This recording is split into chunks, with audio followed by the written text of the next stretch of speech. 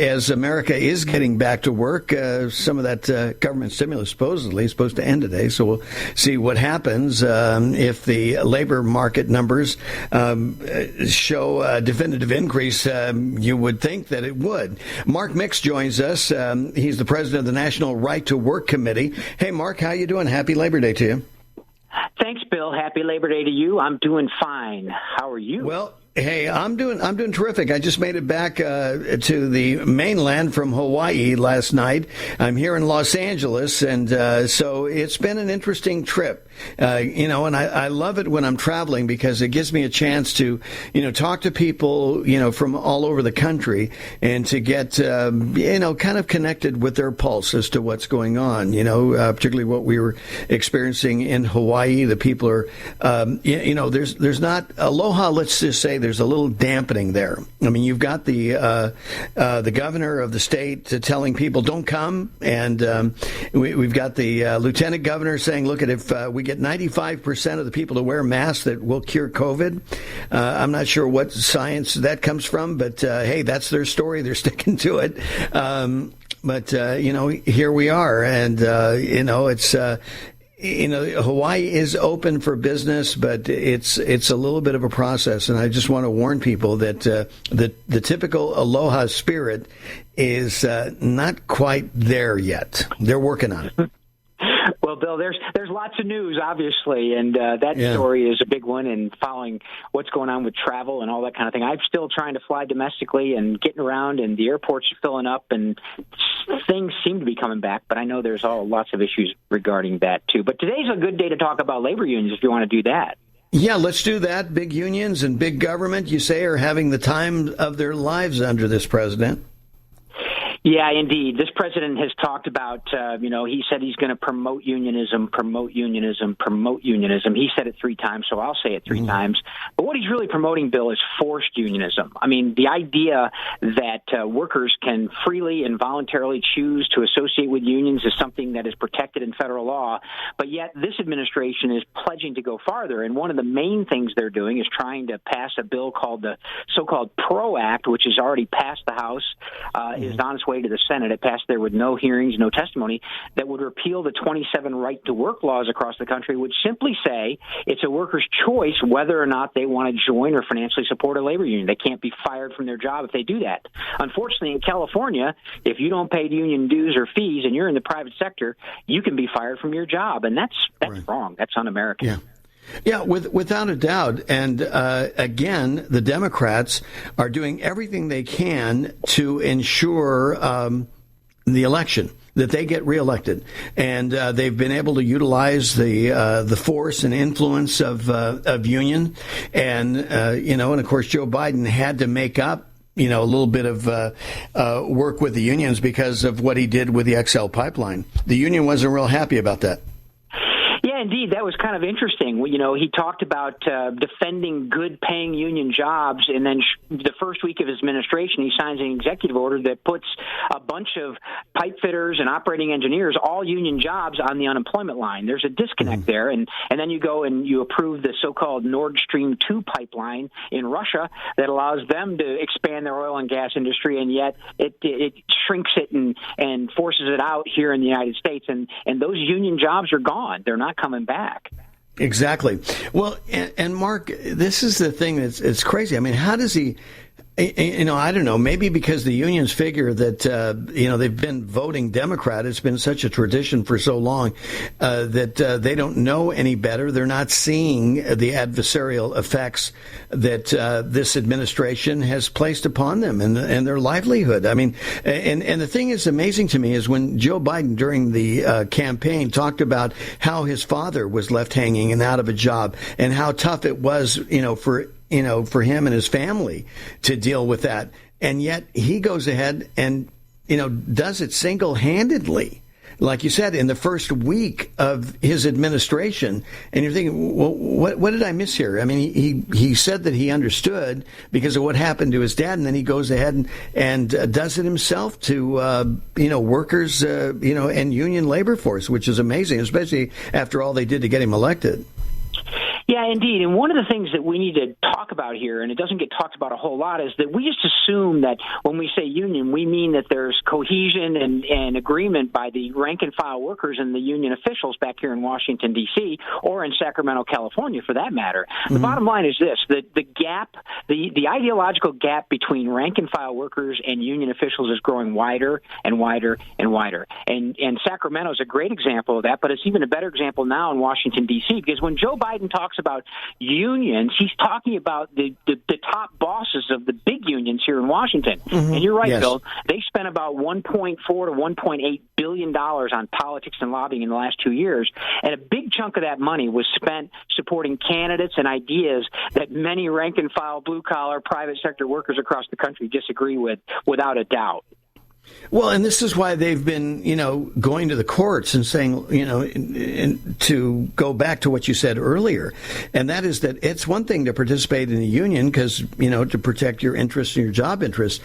But when you start being forced to, use your dues to support a candidate that is antithetical to your own values, that's when the rub comes in, and you're hearing more and more conflict on it. But, the union and the Democratic Party being what it is, they're about forcing you they'll compel you. You have got to do that. If not, like you said, in some cases, particularly here in California, you'll lose your job, which is, it's amazing that this is happening in a free America. Yeah, indeed it is. It's the antithesis of what we believe that we're supposed to be protecting here in the United States. In this grand experiment in self-government, individual freedom and individual rights is the cornerstone of our experiment in self-government. Unfortunately, we've given special powers to a private organization, i.e. a labor union, going all the way back to the 1930s, where the federal government steps in, puts their thumb on the scale, and says this private organization can literally demand that an employer fire you if you don't support them financially. And I know there's a lot of arguments around this, but when you get to the nub of it, Bill, when you cut it down to the core, it's forced association, it's forced speech, and those are violations of the First Amendment clearly and, unapologetically. Yeah, the compromise is freedom. I mean, if we're a country, land of the free, home of the brave, how does that support that ideal? And anything that's in our Constitution is antithetical to it. And this is why well-meaning people, and they get frustrated, and so they choose no longer, to be in the union. But we saw what happened. I mean, at one point, Mark, I believe the unions represented about, 35% of the U.S. labor force. And now, outside of government, I think we're down to less than 10%. But what's been a boon for them and allowed them to survive is they just, they saw the writing on the wall and realized that they weren't going to be all that relevant on the private sector. So they moved into the public and they started buying politicians. I mean, this is what allows them to live, does it not? Yeah, indeed. I often refer to the public sector as the final frontier for organized labor. They have, that is the one place where apparently there is this ever refilling pot of money. In the private sector, it has real implications on the way businesses operate and the way the economy operates. But in the public sector, they found the kind of the oil jar that can never quite gets empty. Right. Unfortunately, folks in California and folks in New Jersey and Illinois and New York and Connecticut, other big union-controlled states on the government side are, if it had been for the code relief bill, there would be very little left in the oil jar, frankly, for them. But you're right. That's their final frontier. They are about 6% of the private sector workforce. They're about 35% of the public sector workforce. But the good news, Bill, is that we argued a case at the U.S. Supreme Court back in June of 2018, a case called Janus v. AFSCME, and the Supreme Court there, like you, agreed that the forcing someone to pay dues or fees to work is a violation of their First Amendment rights. Now, this is only for public sector workers, but every government worker in America is now protected against the forced payment of fees to work for government. We have what I think we could call correctly a national right to work law for all government employees, but there's still more work to be done, that's for sure. He's the president of the National Right to Work Committee. Mark Mix is with us, and our conversation with him will continue. Stay with us. We're coming on just about 18 minutes before the top of the hour.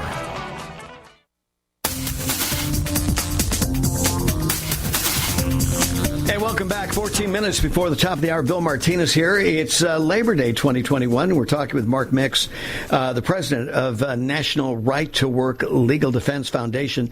And Mark, let's take a minute here and assess the state of the union when it comes to labor on this Labor Day. Yeah, Bill.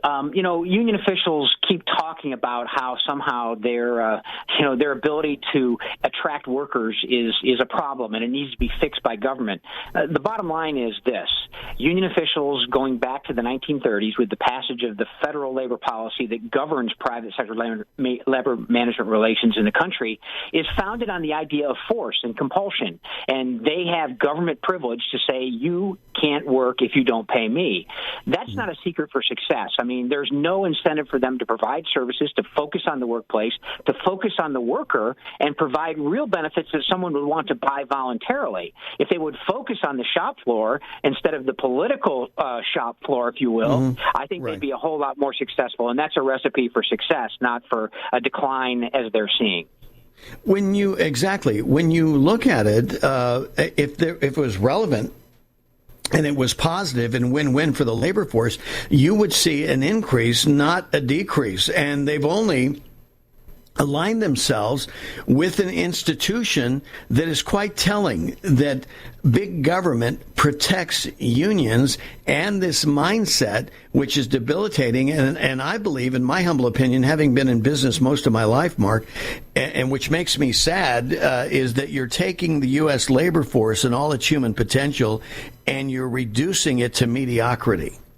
This is what I have seen in my experience in my years with what's happened in the union. And I saw this raise its head recently. I don't know if you caught this or not, but it's the same kind of mindset that gives you the response that the general told, what was it, a general for the UK, you guys, you got to stop working so hard. You're making us look bad, when they were extricating their nationals out of Afghanistan.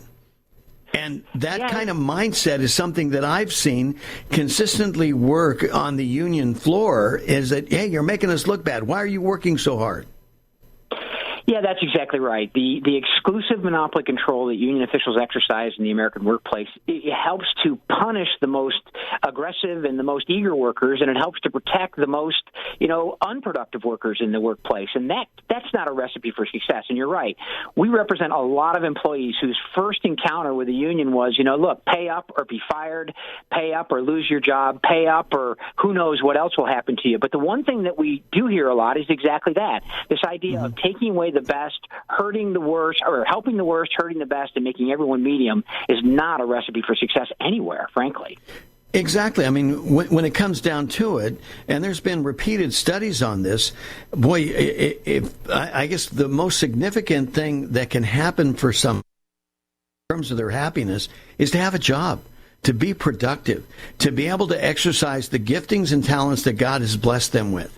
And when I have seen that in operation, I see businesses that thrive, the people thrive, they're there for a long time. It keeps things humming along. But when you have institutions that want to limit people and say, well, okay, there's a ceiling here, and you're not going to go any higher than this, and you're encouraged to throttle it back, well, that's tedious, and it's not very rewarding, but you would think that they would get a grip of it. But, when you've got a government that supports this, is it any wonder the bureaucracy is so compromised? And when you look at it and you go, in all fairness, tell me where the government is shining in any of these bureaucracies. I mean, right now, all the three-letter agencies, it would appear, are, rankly corrupt. And beyond that is that, they can't account for money. I mean, forget even about the military. The military, they haven't done an audit on the military. And here we left billions of dollars in Afghanistan. And, and this is all indicative of a bureaucracy that's so bloated and unaccountable.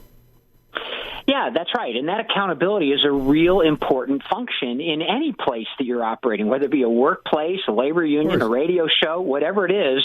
You've got to attract people by being good at what you do, and there has to be accountability for those above you. And the union officials, take the United Auto Workers Union. 12 of their top executives, 2 of their former past presidents are in jail today because they could not be held accountable by rank-and-file workers. I mean, they were stealing money from the rank-and-file workers, and workers in 23 states are forced to pay the fines for the bad behavior of these union officials. But the business model, Bill, is really one that, if you could get it, I guess it would be pretty rewarding. I mean, basically, everyone has to listen to your radio show, whether you're on the air or not. They have to tune in, right? Or no matter what you talk about, they have to tune in. That would be good for you, but not good for the radio industry or for the folks that are forced to listen, that's for sure.